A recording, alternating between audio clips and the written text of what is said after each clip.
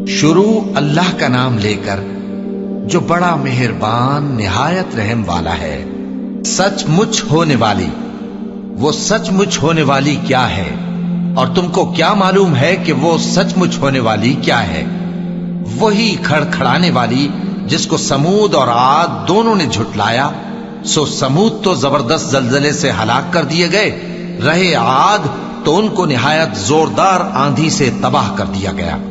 اللہ نے اس کو 7 رات اور 8 دن ان پر چلائے رکھا۔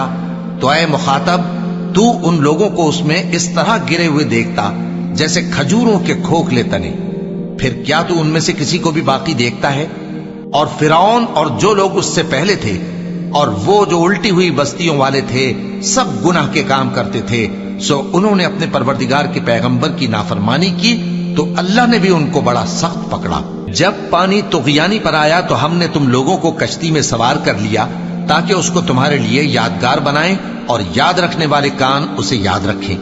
پھر جب سور میں ایک بار پھونک مار دی جائے گی اور زمین اور پہاڑ دونوں اٹھا لیے جائیں گے، پھر ایک بار ہی توڑ پھوڑ کر برابر کر دیے جائیں گے، تو اس روز ہو پڑنے والی یعنی قیامت ہو پڑے گی، اور آسمان پھٹ جائے گا تو وہ اس دن کمزور ہوگا، اور فرشتے اس کے کناروں پر ہوں گے، اور تمہارے پروردگار کے عرش کو اس روز 8 فرشتے اپنے اوپر اٹھائے ہوں گے۔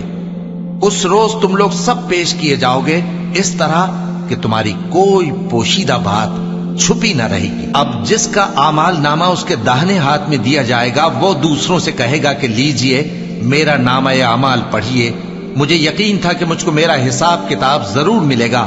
پس وہ شخص من مانے عیش میں ہوگا، یعنی اونچے باغ میں جس کے میوے جھکے ہوئے ہوں گے۔ ان سے کہا جائے گا کہ جو اعمال تم ایام گزشتہ میں آگے بھیج چکے ہو، ان کے عوض مزے سے کھاؤ اور پیو۔ اور جس کا نامہ اعمال اس کے بائیں ہاتھ میں دیا جائے گا تو وہ کہے گا، اے کاش مجھ کو میرا اعمال نامہ نہ دیا جاتا اور مجھے معلوم نہ ہوتا کہ میرا حساب کیا ہے۔ اے کاش موت میرا کام تمام کر چکی ہوتی، آج میرا مال میرے کچھ بھی کام نہ آیا، مجھ سے میرا اقتدار جاتا رہا۔ حکم ہوگا کہ اسے پکڑ لو، اب اسے طوق پہنا دو، پھر دوزخ کی آگ میں اسے جھونک دو، پھر زنجیر سے جس کی لمبائی 70 گز ہے جکڑ دو۔ یہ نہ تو اللہ عظمت والے پر ایمان لاتا تھا اور نہ فقیر کے کھانا کھلانے کی ترغیب دیتا تھا، سو آج اس کا بھی یہاں کوئی دوست نہیں اور نہ اس کے لیے کوئی کھانا ہے سوائے زخموں کے دھون کے، جس کو گناہگاروں کے سوا کوئی نہیں کھائے گا۔ سو میں ان چیزوں کی قسم کھاتا ہوں جو تم کو نظر آتی ہیں اور ان کی جو تمہیں نظر نہیں آتی، کہ یہ قرآن ایک معزز فرشتے کا پہنچایا ہوا کلام ہے، اور یہ کسی شاعر کا کلام نہیں، مگر تم لوگ بہت ہی کم ایمان لاتے ہو، اور نہ کسی کاہن کا قول ہے، لیکن تم لوگ بہت ہی کم غور و فکر کرتے ہو۔